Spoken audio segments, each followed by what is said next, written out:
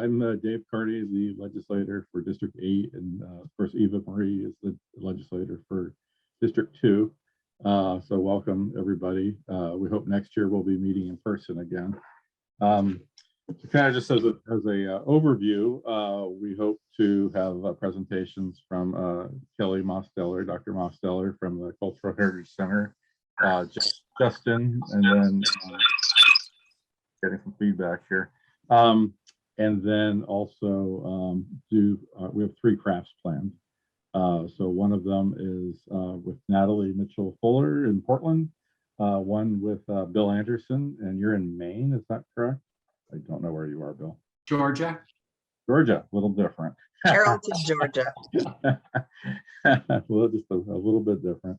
And Leslie Deere, who's been with the nation for a very long time. So I see Kelli. Can we start off the presentation with Kelli?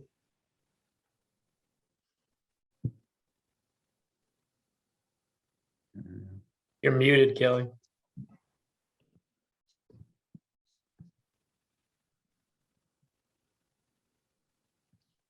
So also people can feel free to use the chat box, and as time permits, we can address questions from folks. And in fact, as everyone that's signing on, since everybody can see messages, it would be great if you want to give your name, maybe your family name, your Potawatomi family name, if you know it, and where you're sitting, just so we know who's joining. That would be awesome. Okay, so you're ready for me to start, right? Yes. Is it okay if I share my screen? Is everybody okay with that? All right, well, I wanted to share my screen for a moment just to show you what we have available for everyone, so that you can use what resources we have here as far as doing family research, learning more about the tribe, and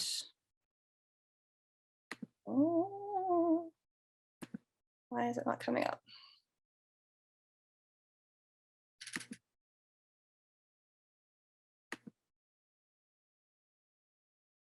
Nope. Eva or Dave, would you all mind pulling up PotawatomiHeritage.com and sharing the screen, and I can just sort of tell you where to click? Sure. I can. Let's see. Well, Eva, do you want to do it? You're a little bit more tech savvy with the Zoom.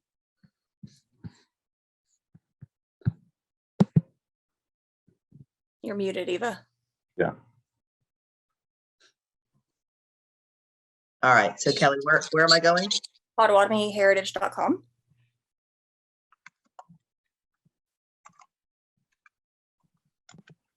Okay, let me pull it up, and now let me go back and share my screen. Perfect.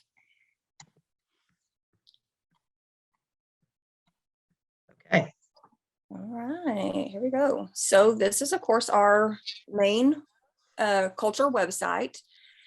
We have options to cruise through, and if you want to do a virtual tour of the museum, you can click under the museum tab there, and you can not only read about all of the different galleries that we have in the museum, but you can actually do a virtual tour where you can read every single text panel in the museum. So basically you can get as close as you can possibly get without being physically in the building, the experience of going through the museum. But what I really want to highlight for our session today are some of the things that we have available under resources.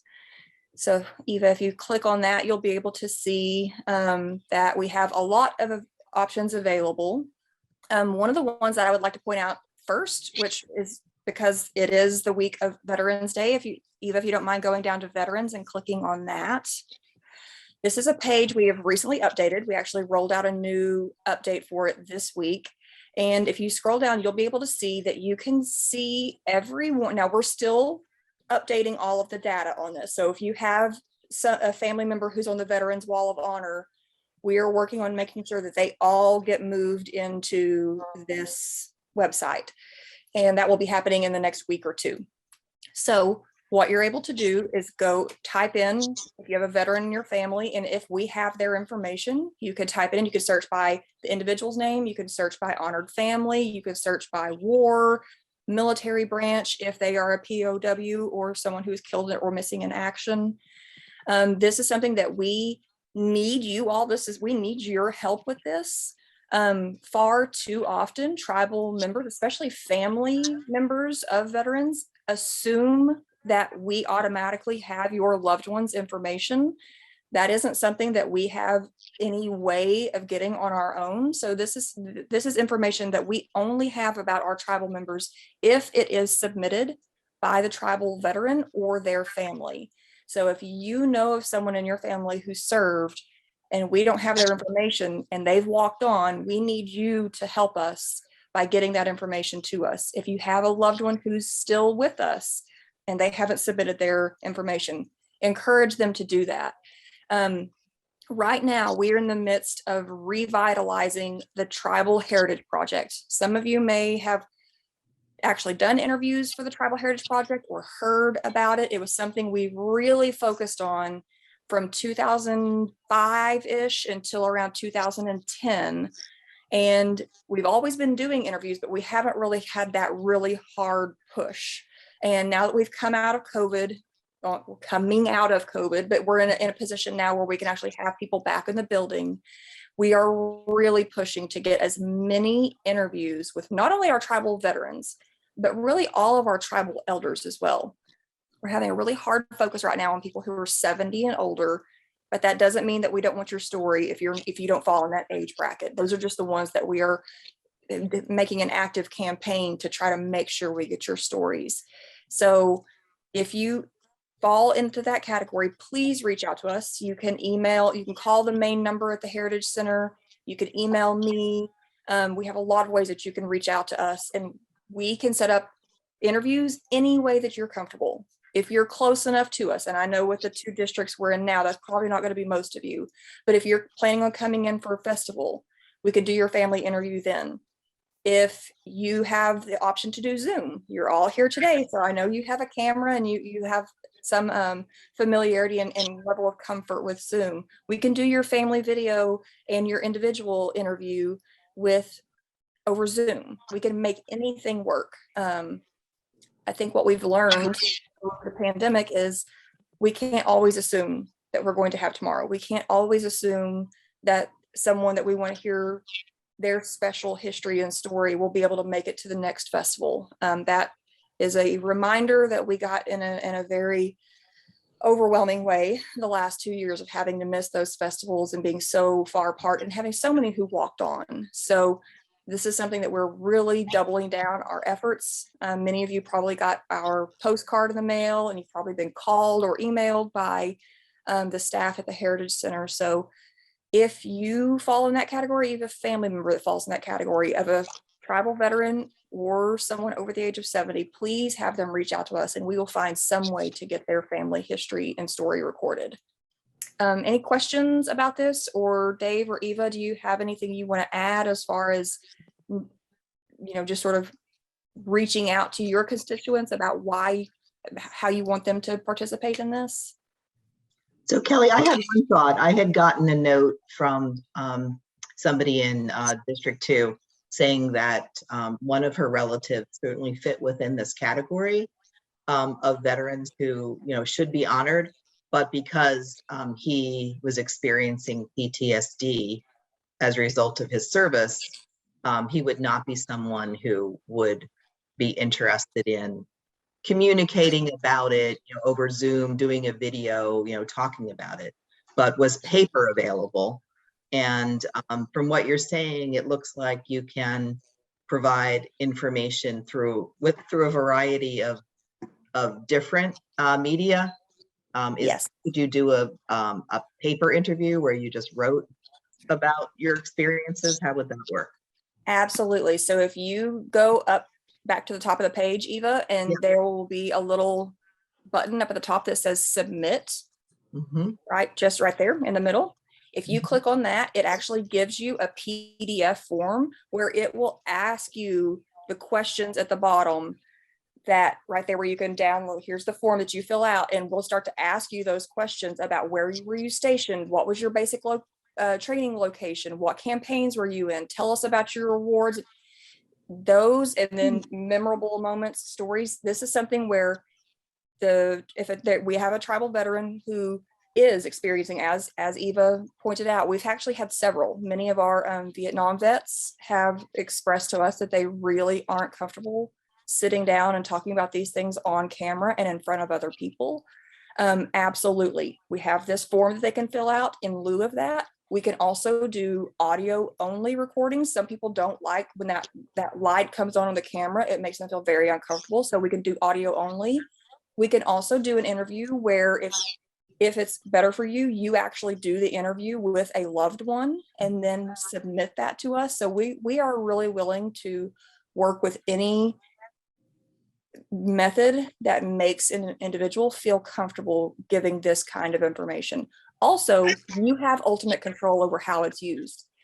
We do have a permission on there so that eventually, if you do one of these interviews, it will be linked back to your profile on this web page that we are presenting. But if you tell us you don't ever want it posted for other tribe members to be able to see, that's perfectly okay. We will never post it. If you want to not have it posted until after you've walked on, that is an option as well. You have complete control over who sees this, but we really do just want to capture it for posterity, even if that means it never sees the light of day outside of the Heritage Center ever again. That's everyone's right. And we actually have had a few tribal members who have done that. They wanted their story recorded, but they just didn't feel comfortable ever having it shared to the general public or to tribal members at large. So there are a lot of options. Thank you. That's great. Excellent. Yeah, this is a huge improvement from the past. So thank you very much for your work on it. This is awesome. Absolutely. Absolutely. The other thing I wanted to point out, Eva, if you'll go back up to the top and to resources, you can click on ancestors. Yep. Just a second. Sorry. Did that a little too fast. There you go. Okay. And well, Eva, it's going to show your profile. Are you comfortable with that? Sure. Okay. I I hope. usually do mine, so I'm always like, People. we're going to get to see your tribal ID picture. So Oh, great. Well, let's see. I'm trying to log in. Let's see what's happening. Seems to.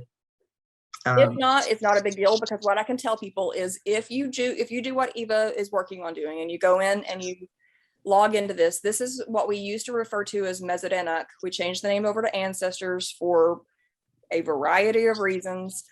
But this is the one where you'll be able to go in and build out your profile, and you'll be able to do a family history search. There's a lot of great resources there. So I wouldn't worry about it, Eva. I think everybody can kind of work through their profile on their own, but it is something, again, if you have questions, I've done multiple tutorials on this, Zoom tutorials. It's something I can absolutely do more of. I could even do a one-on-one tutorial with you if you prefer. But it is a really great resource to be able to go in and do your family history and genealogy through that website. So we have so many things that are available. Oh, another thing that's new that we've added fairly recently back on resources is the classroom option. This is something that we actually put together because of requests that we were getting from tribal members who have kids in school systems all across the United States. So my team and I worked with the education department to put together lesson plans for teachers who can use in any school setting, any age. It can be adapted to, if you're trying to meet a third grade teaching standard, it can be adapted to that. If it's in high school, you can adapt it over to that. As of right now, the only lesson plan that we have finished is the Trail of Death lesson plan. It includes classroom activities, how you get students to engage with that. The education department is actually doing a contest right now where the winners will actually have their stories as part of the HownaCon podcast. We are working on lesson plans for the land run, as well as a few other big history topics that can be applied to any educational setting. And this is a resource for teachers or for parents who would like to present this to teachers. If you're doing a Native American unit in school, rather than doing something out of a textbook that we all know is probably problematic at best, really, really offensive, most likely, this is a nice alternative for that. So there will be more lesson plans coming in the future, and these will be things that, you know, you as a tribal member in California or in Virginia or wherever it is you live can make this option available to your students' teachers. So I know I've taken up a good little chunk of time. So any questions for me before we turn it over to the next presenter? Jennifer, do you see any questions in the chat about this? I do not. Okay, I'm stopping the share. I did have a question just about that contest. What exactly is that? Yes. Okay. So that is actually, Jennifer, you can probably, there's a HoundCon story, I believe, that's been on social media where students can go through and in the classroom, or I think they can even do it on their own. Part of what's in the lesson plan is that you work through and read some of the journal entries that were put together by Polk, who was the conductor on the Trail of Death removal, and he kept his journal, his diary about everything that was going on.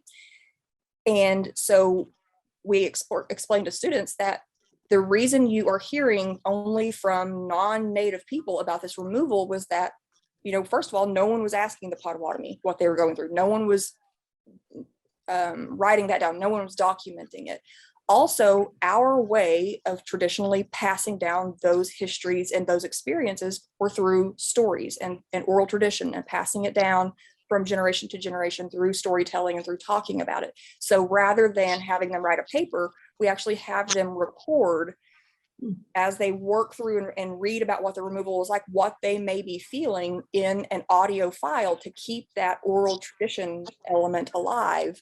And at the end, they're going to choose the ones that are the best and actually have them as part of the HoundCon podcast so that we can sort of talk to students about, you know, like the reason a lot of Native people get written out of this history is they were not trying to capture our stories and the methods that we were passing down our history and the way we were sharing with our family members. It favored very much a Euro-American centric written form of passing history along. So it's a really exciting project. That's great. Yeah. Kelli, we do have one question. Yes. What's the age group for the contest? It's the education department's contest, so I haven't looked that far at the rules. Jennifer, do you remember from all the ads that you all did? I am about to copy and paste the ad into the chat so that you guys have the link for submission and everything as well. Perfect. I do not see an age limit. I think it's any age group because we intentionally, when we put the lesson plan together, we looked at the state standards, and there are some states that have a required Native American unit as early as 1st or 2nd grade. For most of them, it's 3rd. And then there's one again in junior high and then one again in high school. So I do believe when they are looking through these submissions, they're going to try to group them by that elementary, junior high, high school.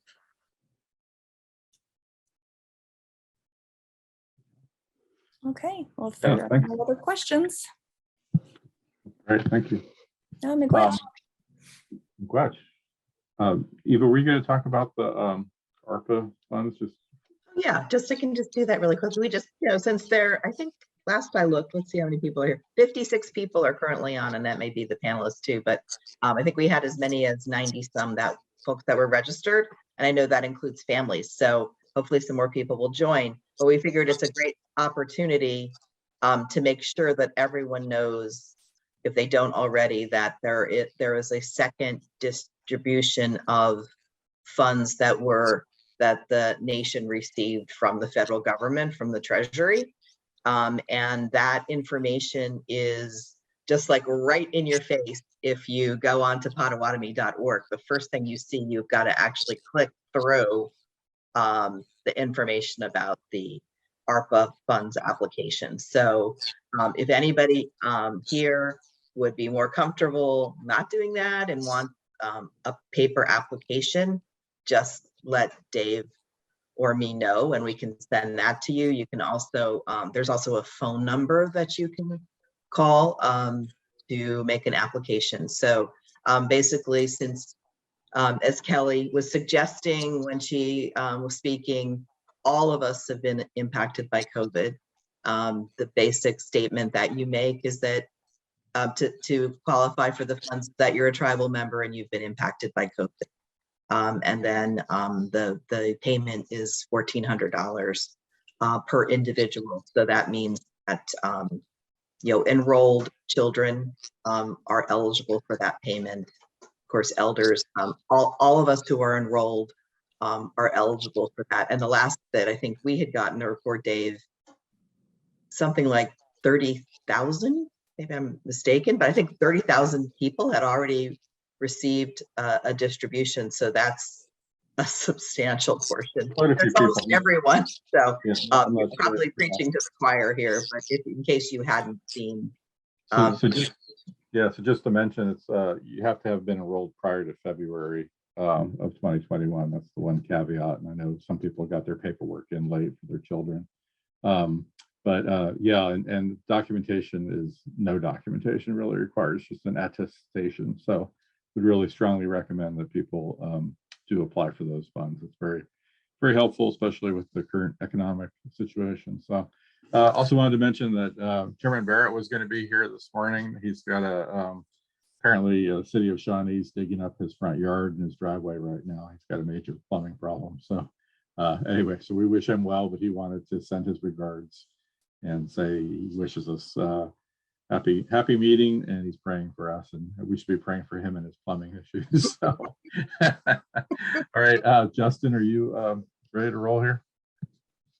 Thanks so much. Wonderful. Thank you, Justin. Hey, bonjour, Jack. Nijinagin. Well, how are y'all doing? They asked me to tell a couple of stories today, and I thought today I would tell one that I haven't told very often. It's a story about the Fisher star. And Fisher, the word for Fisher is Ojik. Ojik is a fisher. Ojik Nagos is the Fisher star. But a fisher, if you've never seen one, they're kind of a little bit like a martin or a ermine kind of animal. And then, so anyway, a long time ago, it was very cold, and Fisher was a very good hunter and was very good at catching prey, but it was still kind of challenging because the snow was very deep, and he was always kind of stumbling around through the snow trying to get prey and whatnot. And him and a couple of his friends, Otter and Wolverine and the Lynx, they decided that they wanted to find some warmth. They knew that up in Sky World that there was warmth up there, and so they went to the place where the earth and the sky was closest to. Probably climbed up like a mountain or something like that. And then the otter, he jumped up towards the sky and he hit the sky and he fell back down. And then the lynx, he also jumped up really hard, hit the sky, and it just knocked him out, knocked him cold out. He went flying back, tumbling back down. The Wolverine, he jumped up, and the time when he jumped, it kind of cracked a little bit, that the opening up there to the sky. And so he jumped again. And they jumped another time, and it started to open up, and there was a crack and kind of a hole that went up there. And so Wolverine and then and the Fisher went up into the sky world, and up in the sky world, it was beautiful. So it's winter and cold and terrible, miserable down on Earth, and up there in the sky world, it was warm, and there was flowers, and everything was blooming. It was just paradise pretty much up there. And they looked around, and they saw that all these birds were all caged up in these cages. And so they let these birds out, and these birds kind of took off, and they were up there just kind of enjoying the warmth. And the sky people came out and saw them, and they started shooting arrows at them. And Wolverine, he hustled back, jumped in the hole, took off. And then the Fisher, as he got towards the hole, he started thinking to himself, man, I've got to do something. If I just leave it like it is, they can definitely repair this hole, and the warm weather will disappear. So I've got to really work hard and kind of dig this hole out and bust it out so it's something they can't actually fix. So it's something that'll actually last. And so he really worked at it real hard. Well, the sky people got closer and closer, and they were shooting those arrows at him, and they got him with a couple of them that ended up being fatal, that ended up dying from the wounds. I mean, he got hit and just kind of didn't quite make it. And the creator saw what was going on and decided to bless the fisher by putting him up in the night sky to kind of immortalize his sacrifice for the people. And so the Big Dipper today is what is considered the Ojik Negos, that fisher star. In the springtime, it kind of rises up into the sky where you can really see it. But it's because of that story, that fisher that kind of sacrificed himself so that that warmth would all kind of flood down to the people below. And that's the story of the fisher star, Ojik Negos. So that's one story. I know quite a few stories. That's one, like I said, I haven't told too often. One that I really like to tell because I think it's really kind of fundamental to who we are as Anishinaabe or Bodewadmi people is the story, the flood story, the Potawatomi flood story. I'm sure some of you have heard it. I'm sure quite a few may have heard it. But like I said, it is such a really good story and really important story that it's worth telling again. And because there may be a chance that some of you have never heard that story. But, like all cultures, we have a flood story that exists with the Potawatomi people. I mean, you can look throughout history and different societies, different cultures talk about a great flood that happened at one time. And the Potawatomis also have this story about a flood. Well, long ago, the earth was flooded. An original man was out there. He was floating on a log, and he was all the different animals of the earth were either on that log or they were kind of treading water nearby, but right there near that log. And original man, they're out there on this huge log, kind of looks out to the east and he looks out to the west and he looks to the north and the south. And every direction he looks, he can't see any earth. All he sees is water as far as the eye can see. And he realizes that, he's going to have to do something. Soon this is going to be a very bad situation. Number one, you got bear and you got like these animals that bear would like to eat. They're also right there by the log. You have some of these carnivores and vegetarians, if you will. So they're not going to last out there that long. Eventually, one of them's going to get hungry and they're going to decide to take a snack out of somebody else. And it might be original man. So he's thinking, this is not a good situation. We've got to do something. And so he comes up with a plan. He decides, well, there's no land anywhere I look. Well, there's got to be some land down below. There's got to be some land under this huge body of water. So each of the animals says, they make a plan. They say, hey, let's go down there. Let's try to see if we can get some earth. And so Shishibe, the duck, he swims down there. He's gone for a little while, pops back up, out of breath, didn't see anything. Said, hey, it's just dark down there. It's cold. I can't see anything. The muck, the beaver, he goes down there. He's gone for a little while, pops back up, same result. The loon goes down a little while longer. He pops up. Frog, all these different animals that are there. Even original man gives it a whirl and pops back up. And finally, one of the animals, he kind of goes down there and he's gone for a little bit. And then I think it was the loon that actually was able to come back up this time. It kind of changes depending on who's telling the story, which animal almost makes it, because that's the way oral stories work. They sometimes change a little bit over time. But the loon's down there and he actually does see some of that earth, got low enough that he could see some of the earth, but he still couldn't make it there. He still ran out of breath just like everybody else and came flying back up. Exhausted, but hey, he kind of screamed out, hey, there's land down there. There's dirt down there. There's something down there. And so at this point, again, each animal kind of takes a turn and goes down there and tries to get some of that earth. And each one of them fails. And at this point, all the animals are kind of getting a little distraught. They're kind of upset, kind of worried about what they're going to do. And they hear this little, let me try, this little squeaky voice that kind of says to them, hey, let me try. And they're looking around trying to see, who is that? Who is that that's talking to us? Who is that? They see, oh, it's muskrat, Jeshko. And if you guys have never seen a muskrat, muskrats they're kind of ugly looking little creatures, kind of a mix between like a rat and a beaver. Not real. They don't look like they're much. They don't look like they do too much. Well, that muskrat says, hey, let me try.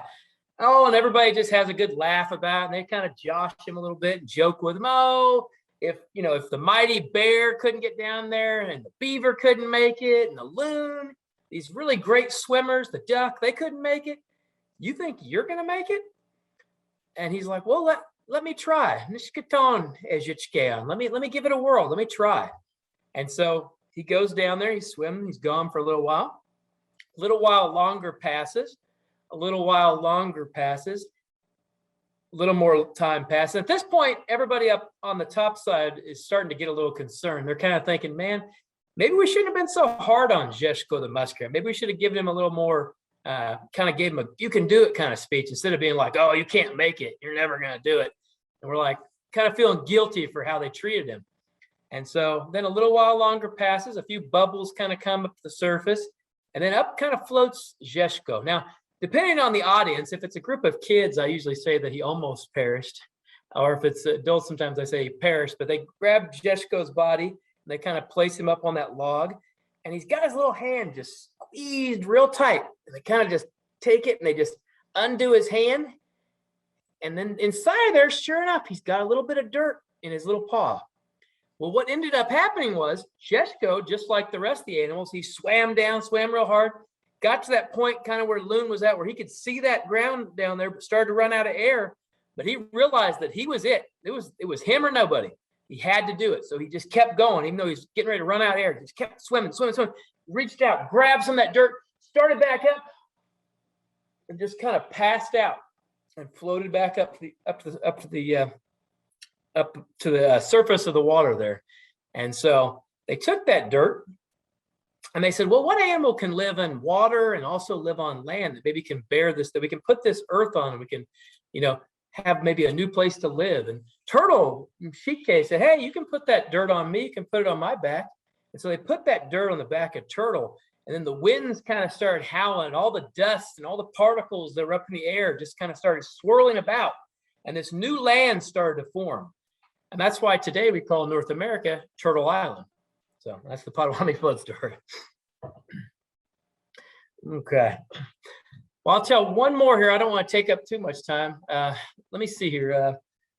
I'll tell the one about why we have daylight today. That's a good one too.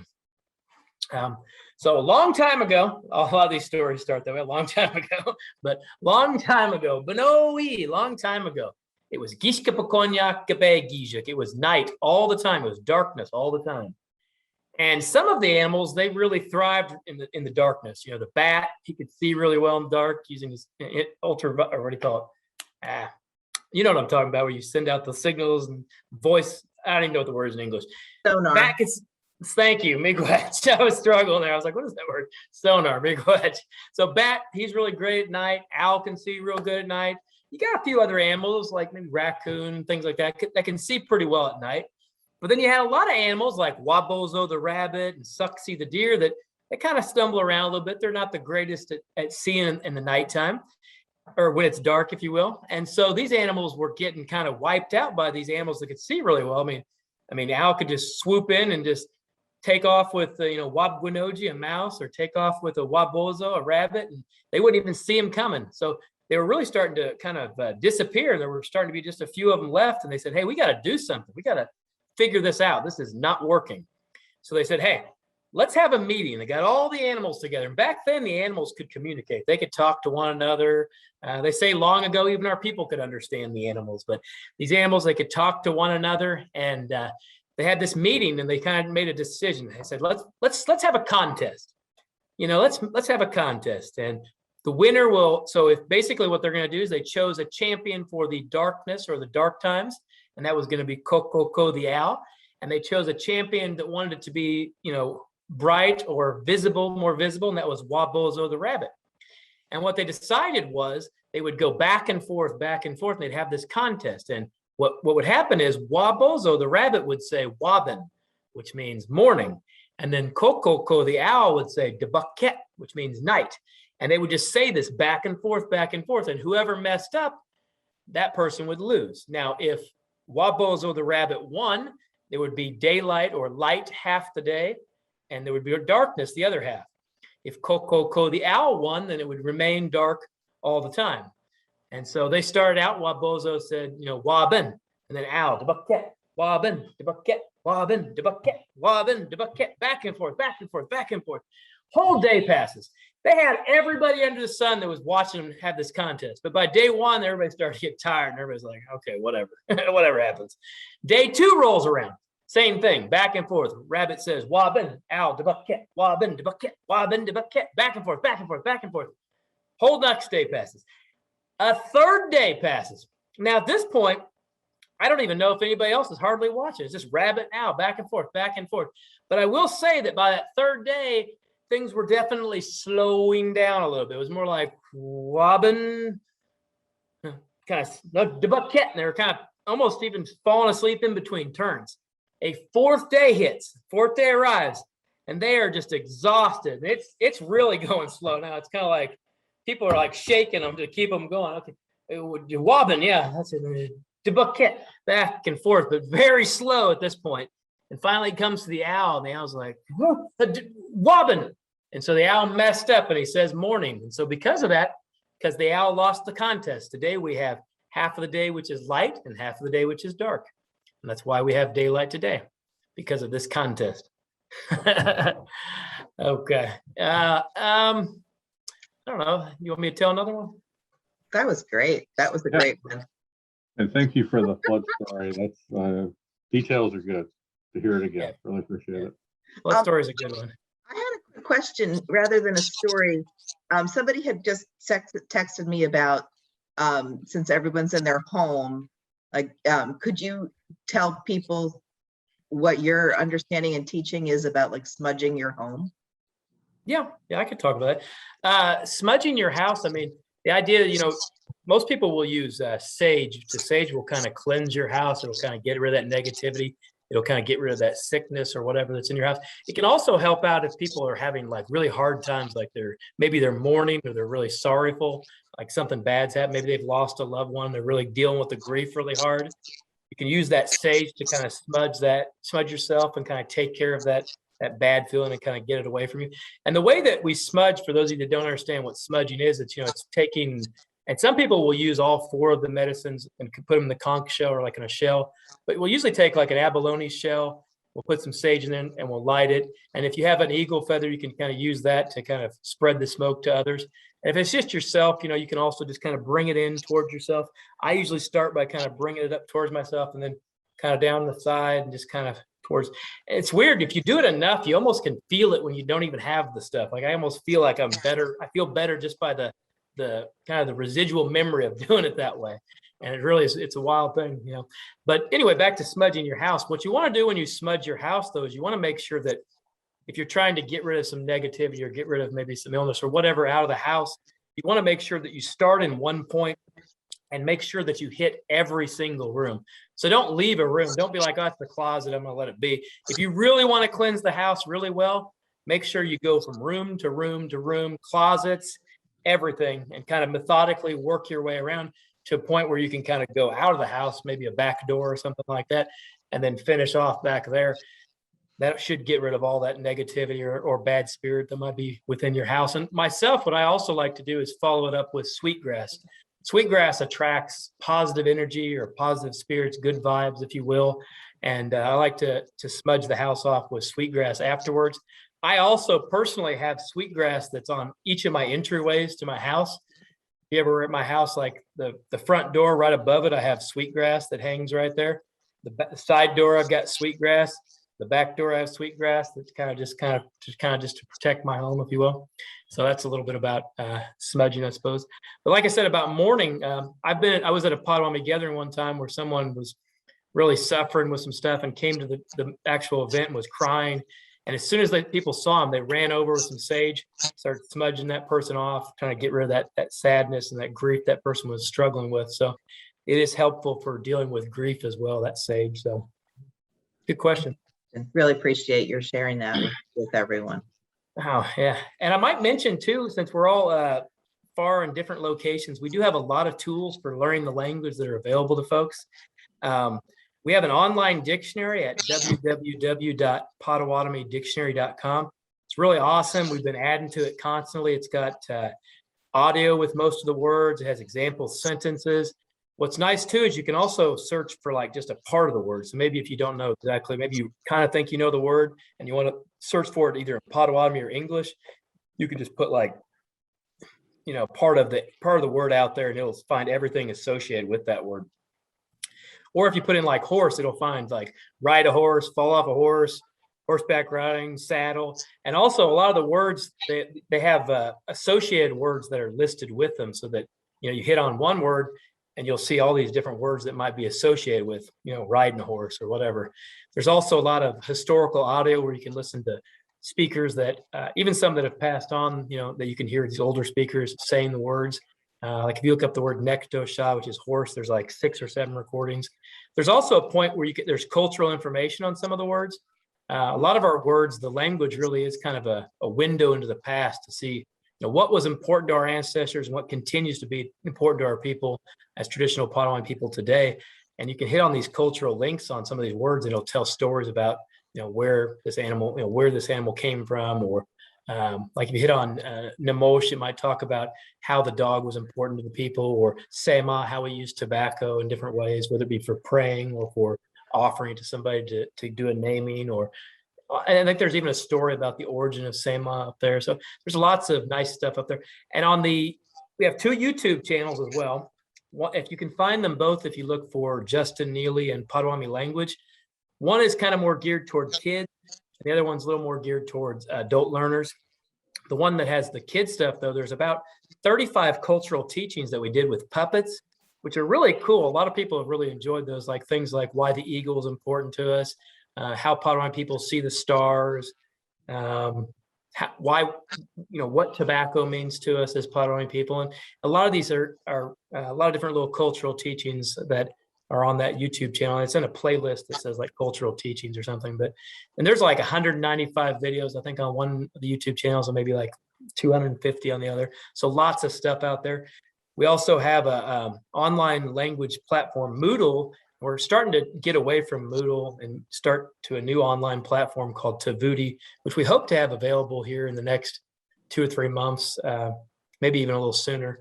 But if you go to language.potawatomi.org, you can still find the Moodle course. It's still active for now, but it's got a ton of, it's got like 20 lessons for beginner 1, 20 for beginner 2. So tons of language stuff. And also I've got a Facebook page just called Potawatomi Language. There's about 5,000 people in there. So if you ever have a question about anything, somebody will answer it, possibly even faster than I will. I mean, there's always people that are willing to help out and help each other out with language in there. And anyway, I don't want to talk anymore. I want to talk too much. So, thank y'all for listening to what I had to say today. And thank y'all for coming. Fetch. Mama P. So Natalie? She's muted. Hello. Hello. Bonjour. Bonjour. My name is Natalie Mitchell-Fuller. My family is the Milo family, or some people say Malott. And my Potawatomi name given to me by Dave is actually a long-standing name in my family. Wachaki means close to the ground. My husband teases me that it just confirms I'm short. So there's that. I'm in Gresham, Oregon. We're a suburb of Portland.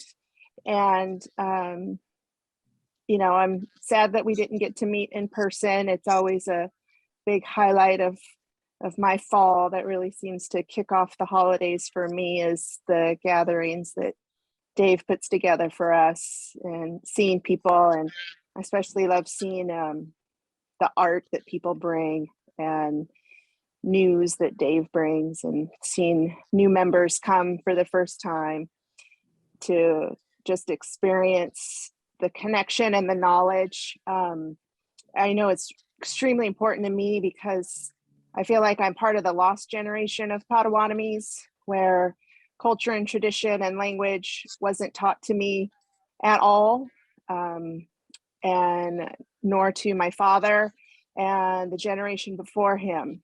So 3 to 4 generations of Potawatomis just knowing that we're Potawatomi, but not knowing anything else. So I love that our gatherings are at least continuing in this way.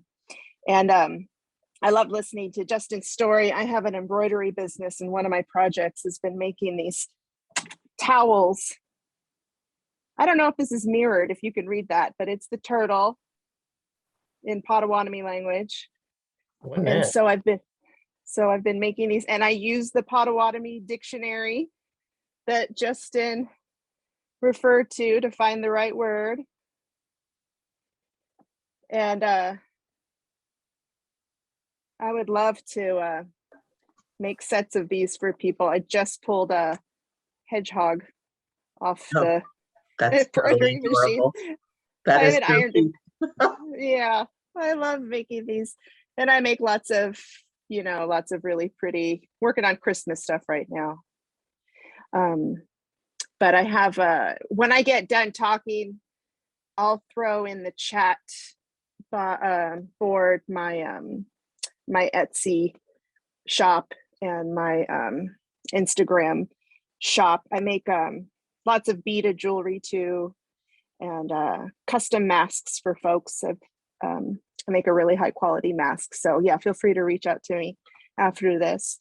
So the craft I'm doing is especially easy and especially user-friendly for all age groups, all levels of craftiness. You can do it, with your kids. You can do it on your own. You can make gifts. This could be a craft that you do when you need, the family members that aren't in the kitchen this Thanksgiving busy doing something together, because you don't need any equipment. You don't need any tools. You just need two things. I'm going to turn the view of my camera around. I'm going to try to. You just need pipe cleaners and these large pony beads. And what we're going to be making are these just simple, cute little Indian corn. So this is something cute that can be on your table. It could be used for, fidgety hands. Something nice to do where multiple generations can sit and do it together. So I ordered these colors off of Amazon because they kind of most resemble your typical Indian corn colors. But you can, I know at like dollar stores you find these colorful ones, and kids aren't going to care what color. These are fun and magical too. So really all you do, and I'm going to turn myself back around again,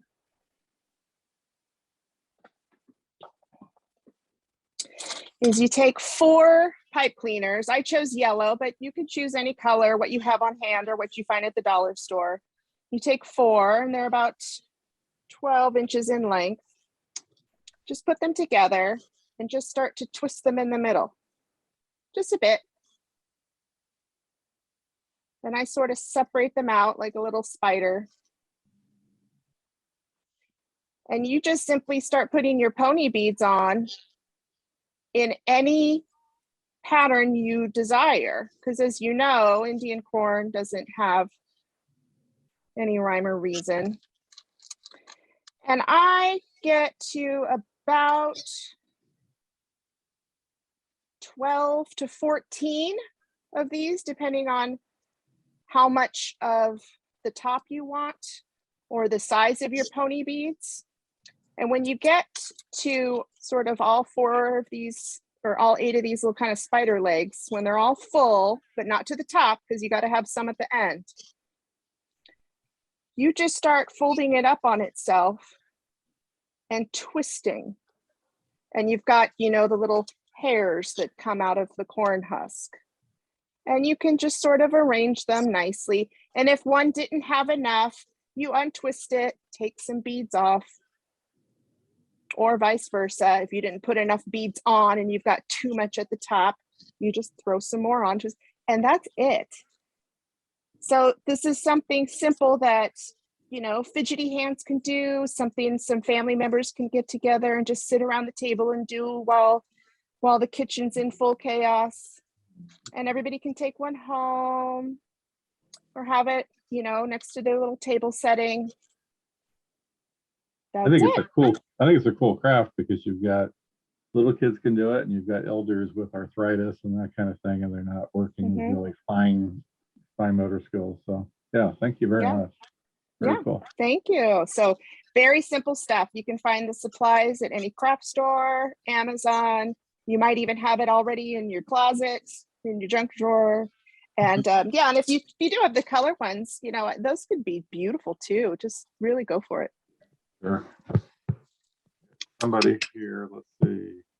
Thank you so much, Natalie. That was really fun to watch. And I know I've seen some notes here of folks that are there with their young children. And I would challenge people to post some photos on Facebook of their completed crafts when you're done with this. That would be really awesome. Thank you. Yeah, very cool. Simple is good sometimes, most of the time. So I think Bill's is complicated. I shouldn't have said that maybe. Bill, are you ready? Sure, sure. As long as I'm talking, I'm in focus, correct? You are good. Okay. So what I wanted to show you, and hopefully I've made it as simple as Natalie was able to show how to be. What I wanted to show you is how to take an aluminum shaker can and a dowel and make a gourd rattle. You can also do these with gourds, but these have been used, I think, since about the 1920s. And you can pick one of these up from Amazon or from Etsy or Crazy Crow, I think is who I put in the instructions. But you can pick these up for about $5 a piece. This dowel you can get at Home Depot in a lot longer length, and then I just cut them down to about either 2 feet or 18 inches. What you want to do is take a punch, an awl here, and what I like to do is go ahead and find the center, make a point right there in the bottom of the can. You can do the same as well in the top of the can. I also do the same with each end of the dowel. So when you're going to take your drill, and this is a 1/4 inch for each one of these. And then in the can, it's 3/8 inch. And what you're going to do is make a hole in the bottom of the can, but you want it tight. And so you'll take the dowel and a hammer. And if you put this on a table, then you can hammer the dowel into the can. You probably want to unscrew this lid and do it separately, like you did with the base of the can. And what you'll get is something that looks like this. So I also, and this is a good plug for Natalie too, I just went and bought a bunch of little beads. You can get anything, you know, stones, beads, like I said, Hobby Lobby, Amazon, some good craft stores. They'll probably have most of what you need. And I also bought horsehair. This has been dyed in different colors. So I have orange and purple, blue, red. Got some natural cord. So that what you can do is you can use acrylic paint for the handle. Once you get this on, you can, because of the hole that you have drilled into the end of the dowel, you can put the horsehair in and glue it in. I don't know if everyone has been to one of the family festivals and watched about, I guess, 3 or 4 hours before grand entry when they'll do the gourd dance in the arena. But Judge Philip Lujan is most of the time the only person that's doing the gourd dance. And he wears blue and red. It's almost the size of a blanket draped over his shoulders. And it's a real solitary dance. And you are shaking the gourd rattle as you dance. But it's one of those I'm just almost fascinated just to sit there and watch, because it's an intimate dance with whoever's doing it. And it doesn't take that much to, excuse me, make one of the gourd rattles to participate. But I would love to see, I guess, more tribal members take part in some of those dances. And that's one of the reasons why I wanted to go ahead and, I guess, bring how easy this is to light, so that some people can start constructing these, because we haven't basically a year before the next Family Festival, if all goes well, and we can have more participation. Now, I also wanted to show that if you order from Crazy Crow, you can get this entire kit. It costs $20, and it's basically the can, the dowel, the horsehair. It comes with a little bit of ribbon. There really isn't that much to making these. They're pretty easy. Probably the hardest part is drilling the holes into your dowel and sanding this down to it's a little bit more of a tapered point, so that it can go through the can and make a nice tight fit. But other than that, it's just up to each individual how you'd like to decorate it. And once again, I'll just throw it back to the beading project earlier. That would be a great way to decorate this gourd rattle too, is by using the beads. So that's pretty much Very cool. all I Yeah. wanted to share. Yeah. Bill, I had a question. Why are you making holes in the two ends of the dowel? Okay, so this end, you have the horsehair. I haven't put it in yet, but this end is what I would use. You can either use leather or this natural cord to almost make like probably, I'd say 6 to 8. It just gives it some more balance on the end, so that you have something like this on both ends.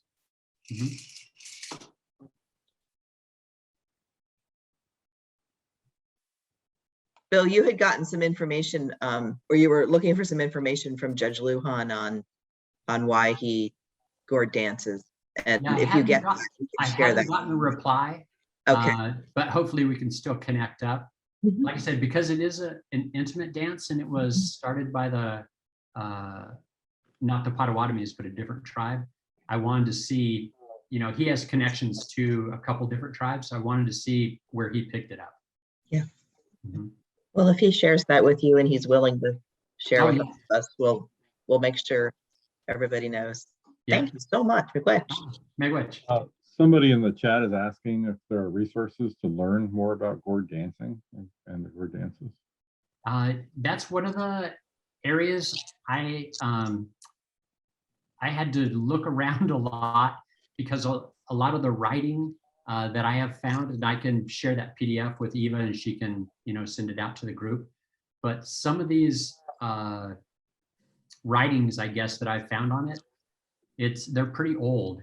They date back to, like I said, about the 20s, when they started using the aluminum cans. Pretty much because the tribes were so poor during that, that decade, or that portion of the century, is that they were just trying to use whatever they had on hand, So, but yeah, Is it, go ahead. I can share what I have. Is it for men and women? Do you know, or is it? It's actually connected with the society, but I know that over time things grow within tribes. So I would like to know, once again, that's one of the questions I had is, who is it open to? Can it be open to everyone? Because we're trying to be progressive with our tribe and what we do culturally. I would like to think that, some of the old boundaries can be broken or changed, with the times. So. Yeah, thanks a lot for your presentation. Very, very good. Thank you. Thanks. Yeah. So Leslie, are you ready to be unmuted? Yes, There we go. I'm Hi. ready when you are. I think we're all ready. Thanks for doing Okay. this. Great. Bonjour, everyone. My name is Leslie Deer. I am the Cultural Activities Coordinator here at the Citizen Potawatomi Nation Cultural Heritage Center. And so I'm joining you today to share with you how to make a pair of baby pucker toe moccasins. So So if you give me a moment here, I'm going to switch cameras. I got two cameras going. And there we go. I want to share with you, these are the little baby moccasins here. As you can see, they're pretty small. If you don't have, I mean, these might fit maybe a newborn. I don't have children, so I don't really know, but they're pretty tiny. And if you don't have a newborn, maybe you could use them in a decorative way. Maybe you could hang them on your Christmas tree, or maybe you could just practice getting the stitch down with these. So we're going to look at making a pair of these. And I am guessing that you all received the email with the information about supplies for this. Today, what we're going to use is a glover's needle. This is a size 4 glover's needle. We're going to use a piece of sinew. My piece here is 3 feet long. You could probably get away with 2 feet as well. And then we also have our buckskin pieces. There was a pattern, I believe, that was sent out to cut out these buckskin pieces. And so we're just going to jump right in. Also, hopefully, I think you may have received these instructions through email that tell about making the moccasins. These are the steps that we're going to go through today. So the first step is also, I forgot, you're going to need scissors. You may need pliers if you have trouble with grip holding onto the glover's needle. And if you really want your knots to be secure, you can also use a lighter to burn your knots. Is this natural or synthetic sinew? This is synthetic sinew, and it actually, I think you can get this at our Citizen Potawatomi Nation gift shop here in the Cultural Heritage Center. You can also probably find it at Crazy Crow Trading Post. So what I just did there was separate this sinew. You can see that it comes apart quite easily, and it's really very, very sturdy. So you can break one piece of sinew into 2, 3, 4 pieces easily. And one strand here that I've just separated off is enough to make probably both pairs of moccasins, actually. So I'm going to try and thread this needle.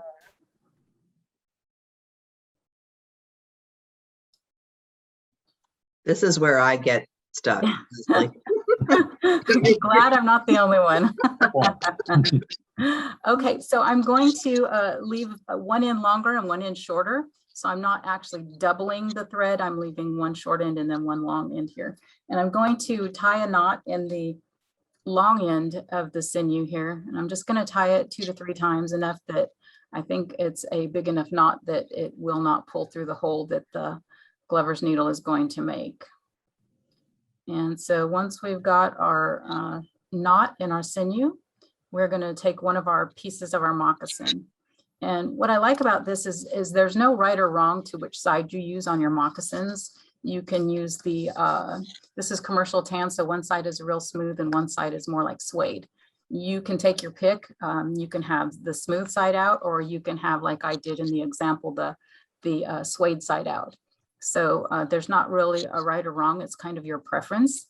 And again, also with the color, you can use the natural color hide. You can use the tanned hides. This is a gold tan. There are lots of different shades that you can use. And you're ready to go once you've got your piece of buckskin. So I think that I'm gonna do just like the example. So I'm gonna call the smooth side of the buckskin the inside, and then the suede is the outside. So we want to work on the inside. So this is, remember, going to be the inside when it's finished. So we're going to work with that sticking out right now. I'm going to put the side that I want to be right side out towards the middle at the moment. And then what I'm going to do is take my needle and thread, and I am just going to come up through the hide. And you can see there, I'm maybe 1/8 of an inch away from the edge on either direction. And I've just got this buckskin piece folded in half, and I'm going to start there at that fold. And what I'm going to do is I'm going to stitch up to here. This is going to be actually the top of the moccasin. As you can see here, this is where we're stitching right here. So we're going to do something pretty simple here. This is called a running stitch. And if you don't, so much you don't know what that is, it's just basically going up and down through your material here. So I'm just going to take a few stitches. And again, I'm staying pretty close to the edge there. I don't know if you can see that on the camera. And just going along. around this edge of the buckskin piece. And my stitches are maybe 1/4 of an inch long and also just that far apart. So however long you choose to make your stitches, you don't want them to be really long because this is going to end up being the gathers or the puckers in our moccasins. So you don't want to space them too far apart, but just be consistent with whatever length you use. Make sure you try to use the same length all the way through and space them a similar length apart. Oops, that might be a little far.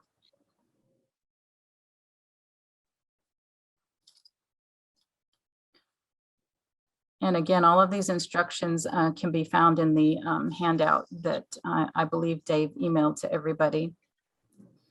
Yeah, so we have a PDF with the links on it. Great. So I'm going to work my way up here towards the top. I'm going to come fairly close to this little corner, this intersection. It doesn't have to be right on the money at that corner.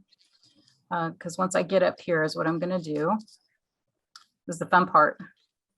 Is you just take it and pull it tight to get your puckers, to make your puckers. And if you look at the other side of the moccasin, you can see how those puckers are starting to come together in our little buckskin moccasin.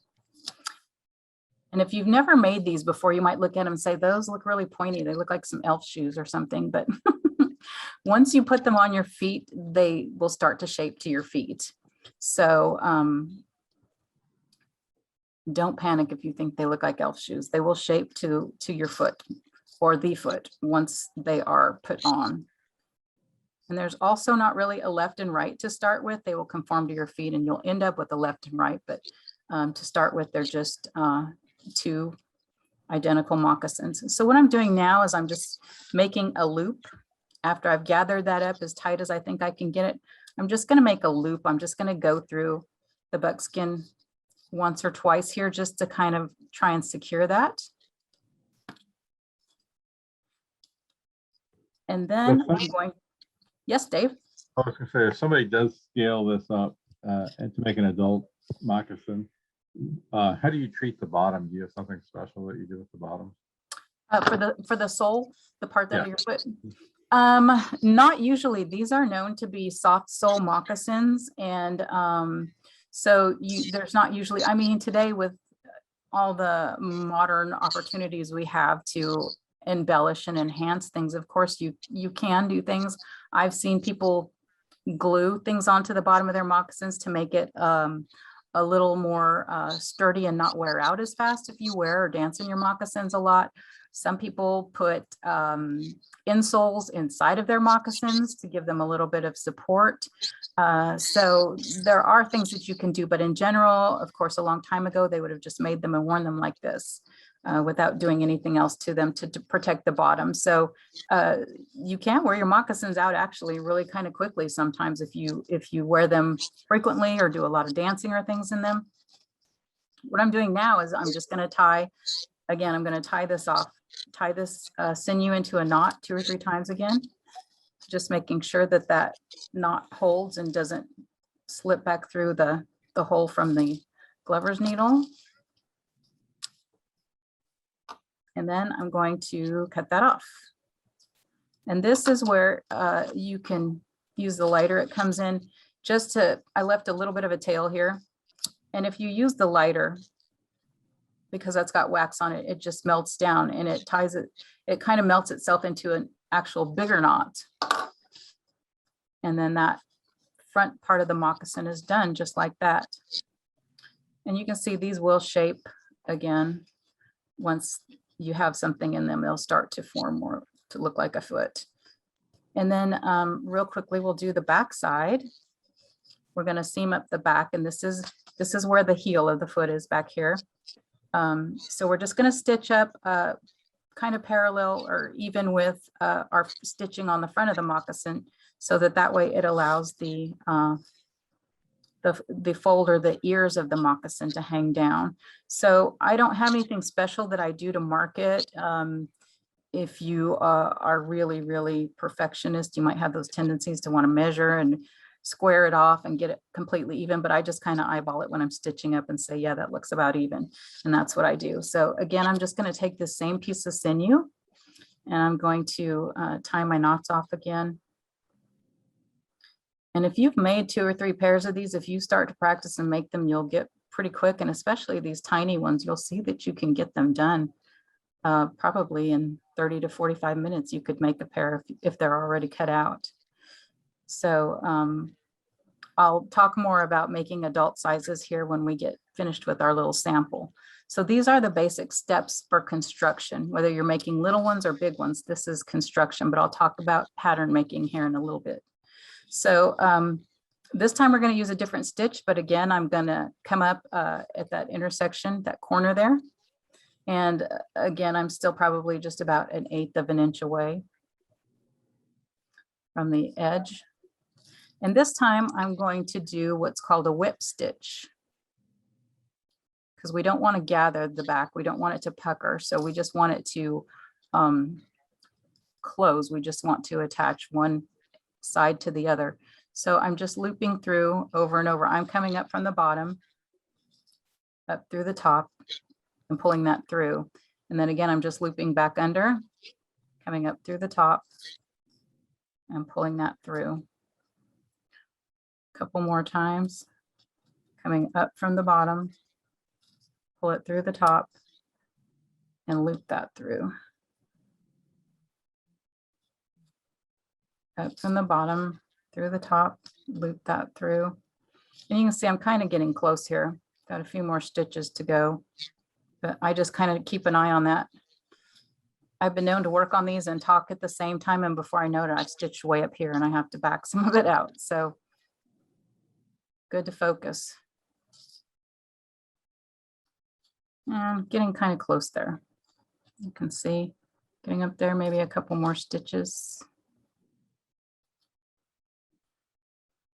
I know that probably since we have this gallery view, it might be hard to see. I'm used to this being on the full screen, so I apologize. I probably should be holding it up a little closer for you. That looks good. And I think that looks like I'm getting up there fairly close. So I'm gonna call that good right there. And I'm gonna tie this off again in a knot. I think that 2 or 3 times really is probably plenty good to hold it securely.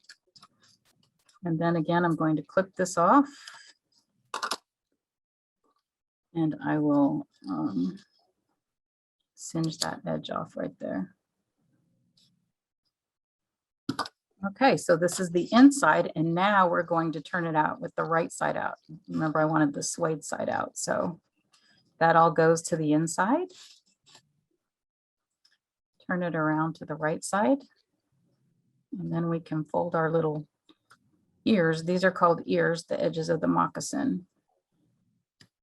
We can fold our ears down, and there is a baby moccasin. These I stuck some Kleenex in to give them some shape and help them to stand up a little bit. This one's going to fall over, but that's all there is to making a moccasin. That's the basic construction steps. Pretty simple. So I know a lot of people are interested in making adult size moccasins, making your own moccasins. And so on the back of this instruction sheet at the bottom, there is a link to a YouTube video, and it's the Potawatomi Nation's YouTube. It's the HoneyCon YouTube site, and there is a video there. This link will take you right to it, that one of the tribal members has made on not only these construction steps, but also how to measure your foot and how to make a pattern for your very own moccasins. I know a lot of people think that you can maybe just Xerox this larger and make one for your foot, but I think the proportions kind of tend to get distorted. You can scale this up a little bit, 2 or 3 sizes maybe, but you'd still be in children's sizes. So after quite a bit of distortion or enlargement, it starts to get distorted. So it's better to start with a pattern for your own foot. And this video is only, I don't know, 10 or 12 minutes long. And she does show you how to measure your foot, how to make your own pattern. And then again, she goes through these same construction steps for how to put it together. So I want to thank you, Dave, for inviting me to share this information today. And I'm happy to answer questions if anybody has any questions. Thanks for doing it, McWatch. Appreciate it. Leslie, I had a question because of course I always have a question. Look at my brother. He's like, oh my God, she has a question. No, great, great. So I have seen like a little tail, kind of like a little rat, like a little tail on the end of you know, a lot of Potawatomi moccasins. What am I thinking of there? And is it shown in your picture? Yes, now I don't have that on these moccasins, and it may vary from one tribe to the next, but what I know about those little tails that stick out at the very back at the heel of the moccasin is that from what I was told that warriors used to do that to their shoes, and I'm not talking specifically Potawatomi here, but other plains tribes, I have heard that they put those little tails on the end of their moccasins to cover their tracks. So if they're out getting ready to fight battle or tracking someone or doing something and they don't want to be followed or discovered, those little fringes or tails that hang out at the back are to hide their tracks as they're walking. There may be other reasons for them, other purposes, and specifically Potawatomi, I honestly do not know. If some of you, if you don't know, I'm not Potawatomi, I'm sorry. I am from the Muskogee Nation. So I don't know that in-depth detail about the moccasins. I have always learned to make them this way. And you know, actually in the video, now that I think of it, she does, I believe, put a little tail on her moccasins. So I got two cameras, I don't know where to look. But she does put a little tail, and she may explain that in the moccasins as well, or in the video. Okay, thanks. Well, I think we'll go back over it, and I know we're going to be following up with some more, you know, like the instructional information again. So if we get that, we will share it with everybody on the call. Thank you so much, Leslie. It's always great to see you. Yes, you too. Thank you all. Thank you so much. Yeah, well, this was interesting to try to do this through video or through the Zoom meeting. I think we've probably all had our share and our stomach full of Zoom meetings during the pandemic. So hopefully next year we'll be meeting in person. So thanks, everybody. Does anybody have anything they'd like to say or add or questions? Dave, I just wanted to let everybody know, since Justin did a nice brief overview about smudging and sage. I know up here in the Northwest, I grow my own sage. It does really well. I'm pretty fortunate that my local nursery sells it in little babies, and then I plant it, and I've got a very healthy one going. It does fine over the winter. You know, it looks a little sad, but it does fine, and it comes back even bigger the next year. And when it gets enough mature leaves at the top, and you can just smell it, and it's got that waxy, resiny, you know, it's not the sage that you cook with. And you know right away, because it's so I just cut it and bundle it and leave it to dry, and I gift it and I use it. So I know we're all in different regions, but it is possible to grow your own sage for your own sticks for smudging. So it's a nice option rather than, you know, buying it at Whole Foods or something. Right, exactly. So, all right, well, I wish everyone happy holidays, whatever your holidays are that you celebrate. Eva, did you want to say anything? Just miigwech to everyone for giving us part of your Saturday afternoon. Just being together is a real delight. And we hope that we can do similar things if need be, but mostly we want to all be together and give each other hugs and such. So let's plan on that for next year. Thank you, everybody. Let's see if the messages are coming in. We don't want to cut it off yet, because let's see. People are all saying their goodbyes, which is really lovely. Thank you so much. Oh, good. And Bill, you put something on the significance of the Gourd dance there. Yeah, and I went ahead and sent an email to you if you want to send that out to the folks that couldn't make it. That's wonderful. Thank The you. whole meeting is being recorded, and we will make it available to folks. Not sure how that's going to really happen yet, but it will happen, and we'll let everybody know. So, okay, well, thank you all very much. Good Okay. seeing everyone. Mama P. Mama P.